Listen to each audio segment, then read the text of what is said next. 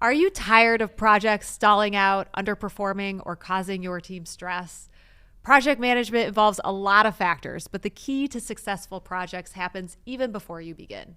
In this episode, you'll learn the strategy, execution, and people that are the secret to project management.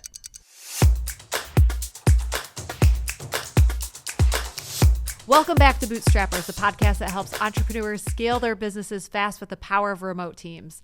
I'm Gwen Aspen with my business partner and spouse, Jeremy Aspen, and at Adequim, we have helped hundreds of companies grow with remote professionals. So there's something about project management that I think gets overlooked a lot, and that is making sure that your company's projects actually align with the business vision and goals. I thought you were going to say due dates because those are also because those are ignored. But anyway. But so I've noticed this as a lot of my content comes from entrepreneurs organization because I talk to businesses all the time and I'm membership chair. So it's not even just my forum, but I talk to business owners all the time about their businesses and what they're struggling with. And I've just been really curious and taken aback at how many businesses their number one issue is that they're choosing projects based on kind of like nothing, like no strategic objective. And I want to give a few examples of projects that just aren't helping businesses move the ball forward for their ultimate vision and goal.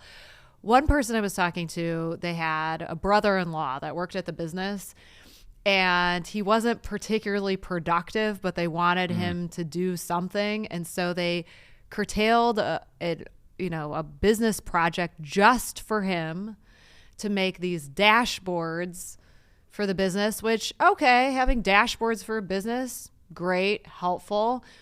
But if it weren't that he needed a project, would they be building dashboards and putting money towards these dashboards? Probably not. And so was that on their strategic initiatives for the year? No. And yet they're putting time, resources, they're employing this person and making dashboards, which just, if they were really prioritizing things effectively, that wouldn't have been on the agenda. Do you see this happen a lot in businesses? Do you know what I'm talking about? And I kind of have this imagining that, so the way I figure it is there's this, I think every company has this tendency to do quarterly squeezing. Actually, I don't know if I want to call it quarterly squeezing or quarterly quarantining, but what they do is they get to the quarterly meeting and they have to have something to do, like a rock, for instance. And it just kind of, it's not really a rock that came from any deliberative kind of, there's deliberation, of course, when the topic comes up, but the options are so slim because it was kind of a last minute consideration that shouldn't have been. And so the decision to do a certain rock or a certain quarterly goal is restricted to really stuff that wasn't deliberately put there. I think a lot of companies do that. So you're saying like at the meeting, it's like the end of the day. Yeah. What do we do? What's my goal? Like people are tired and want to go home and then they just throw a rock on there. They're like, well, yeah, we got to get these rocks done. We got to get the quarterly objectives done. Which one is it going to be? And this is mostly for smaller companies because corporations have definitely, they do a very good job generally of that sort of stuff.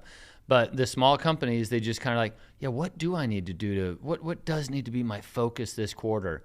Well, and they get one, but it's not a quality one. It's not one that was brought up about by the strategic goals exactly. And the vision of the business. Yeah. So yes, I think that that's absolutely true. Another example of this, I was talking to someone and they owned a construction company. And I was asking them, why do you want to be an entrepreneurs organization? And he's like, well, I spent 25 years building this company and it could have been better, but I got sidetracked by rental properties and side businesses. And it's that shiny object syndrome where even if it's not our team that's getting us off track, we can get ourselves on track because we're either bored with our primary business or we feel like we have FOMO, our friends making a lot of money in rental properties. I think this is especially bad for people in real estate because you are always finding real estate Oh, deals. yeah. And so you can get sidetracked on something. And his reflection was, if I had spent my time focused on the construction business, it would be bigger by now. It probably would have been farther along. And so hindsight's 2020. But the point of this talk is to make sure that people don't make these mistakes that other people are making, because the opportunity cost of what it can do for your business to get off track, to not create quality projects, to have people prioritizing the wrong thing can be really bad for your business. Yeah, well, yeah, in property management, I know that people say that what they want to do is they want to have, 50. They want to have 50 properties, 50 units, at a certain date or something like that. Well, okay, but does that actually align with what your goal should be? Because you can get 50 units. And we made this mistake at our property management company. You can get 50 units, but they suck. And so you can work your ass off for those. You can work your ass off for those 50. And then, boy, you've got, you can tell your next couple of clients that, no, we have these, our number of units plus 50. But what you can't say is that you are more profitable or you're more efficient. And, so that's just one of those things, like, is the project that you're working on, like, is the objective really the place that you want to get to? No, not necessarily. It's probably profitability. Your family wants your goal to be profitability. Your family wants your goal to be profitability. And so what that looks like is a profit per unit in the property management industry.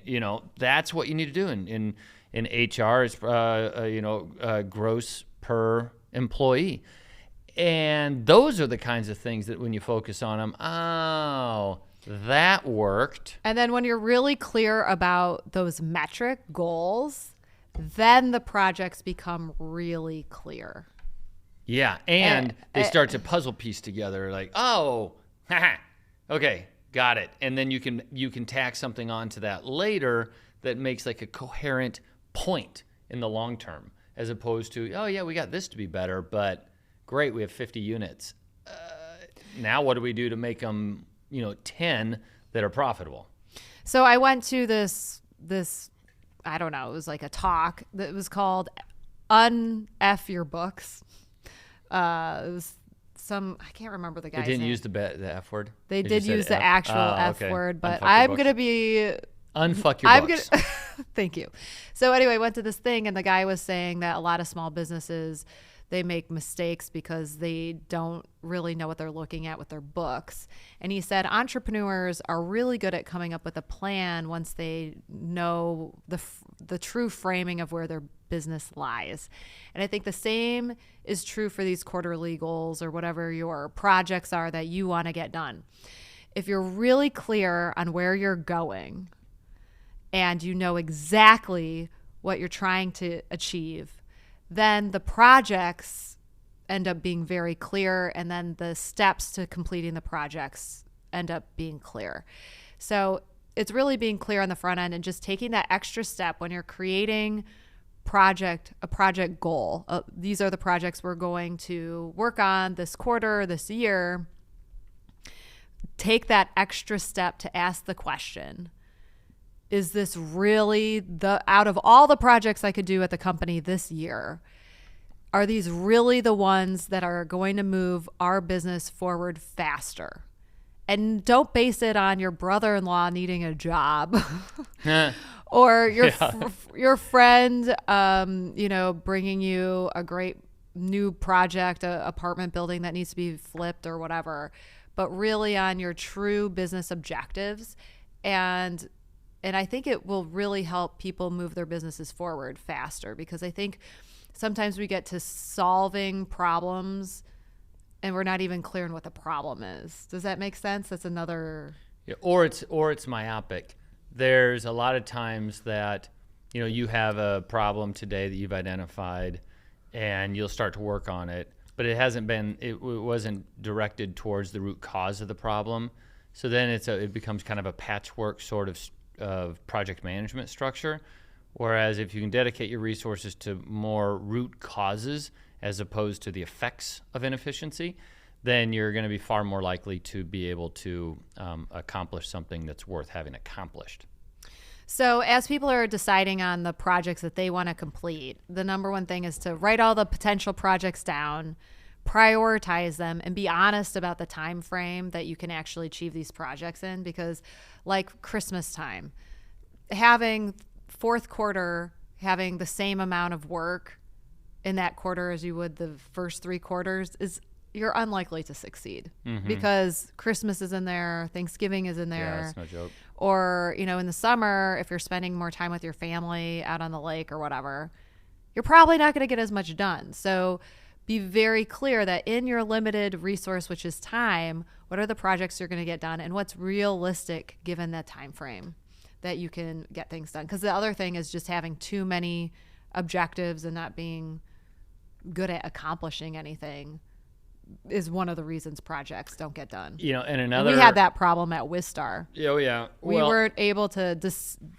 distill down to the highest priority projects a few years. And we had too many projects. We were overly optimistic, and then none of them got done. Due dates also, which I joked about earlier, but in order to really make sure that a project is underway and on track, there's that concept of sprints, where every 2 weeks you meet with the teammates and go over what it was during the last 2 weeks that they were supposed to accomplish and help them get through any of the obstacles that they found. But using due dates to drive behavior, and I think generally due dates should be the way that people drive behavior and set expectations. You know, quality is going to be in there too, but assuming that the objective is to have high quality product, you want to make sure to have due dates. Now, those are malleable to some extent, but make sure that you have a system that recognizes that there is a due date and that when the due date comes and or passes, that it's brought up and that it's brought up to the right person and that there's another commitment and that there's, you know, consequence is probably the wrong word, but that there's some sort of, I mean, like almost shaming, like we're all getting this stuff done, but you're not getting your stuff done. Just make sure that it's self-highlighting. Part of the culture. And then also if someone can't get things done, just move the owner of it. That can help a lot. But another thing is if you really want to give your brother-in-law the job, courier, have them create the dashboards or whatever. I think it's important to talk about the true opportunity costs of doing that because we've all done it. I mean, you were such a sucker for everyone you knew, giving them a job at the beginning of Wistar. Yeah. It was a thing. But here are the costs.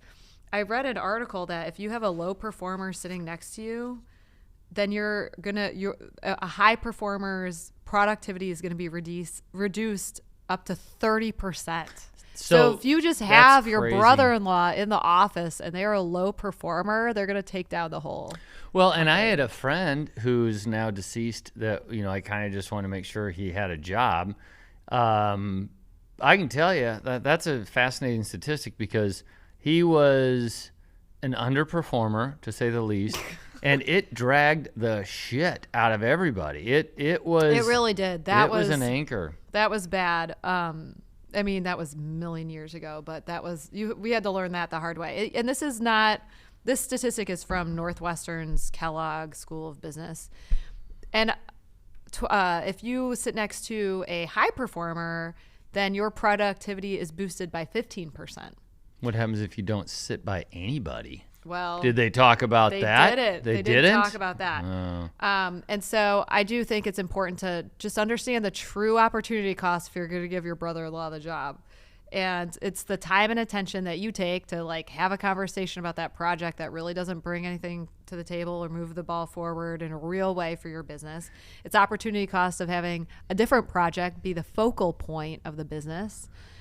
Company resources are always used for these projects in terms of like there's a sign-in cost for that software and the email cost and the laptop and all those kinds of things. And even down to a line for the microwave during lunch. You know, if you have this person that's not really bringing anything in the door, helping the business move forward, and they're taking up time in the microwave that's making your other employees have to have wait. to wait. Yeah, There are everything these sucks about things. a non-producer.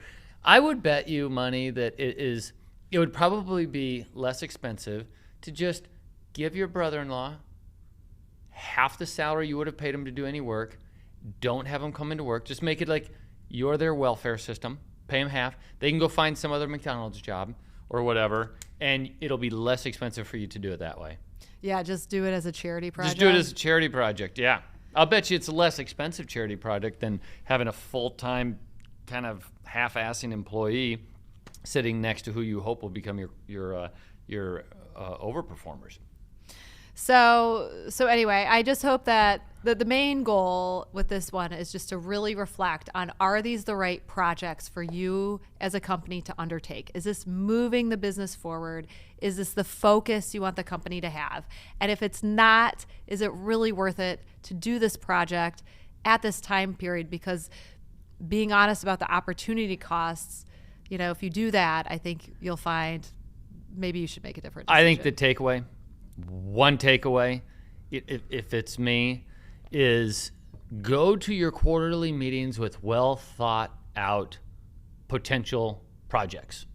Have a discussion about which one of those well thought out, which ones of those well thought out potential projects will be best, and pick that one or those two. So instead of coming unprepared to the don't do your the quarterly squeeze and be like, I think I should probably do something like that because you got an email 2.5 hours earlier that you're really worried about.